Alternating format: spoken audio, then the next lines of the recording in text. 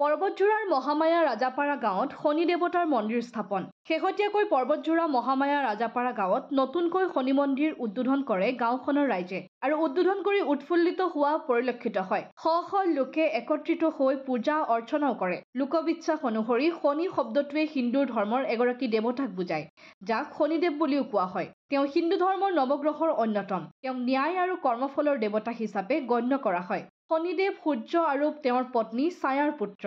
তেওঁক অশুভ শক্তিৰ প্ৰতীক হিচাপেও কিছুমানে মানে। সেইবাবে শনিবাৰে শনি দেৱতাৰ মন্দিৰত পূজা অৰ্চনা কৰিলে মনৰ কামনা বাসনা আৰু মনৰ আশা পূৰণ হয়। আর মা বোন যাই হোক, আমার শনি পুজোটা যখন অনুষ্ঠান করছি বছরে আমার জন্য এই পুজোটা হয়, বছরই পূজা। সবাই আঙ্গুলি যোগদান করবেন, এটাই আমার অনুরোধ।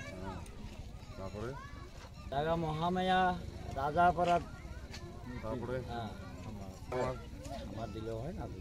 পৰ্বতজোৰাৰ পৰা কৰুণা অধিকাৰীৰ ৰিপৰ্ট, অসম আদিত্য।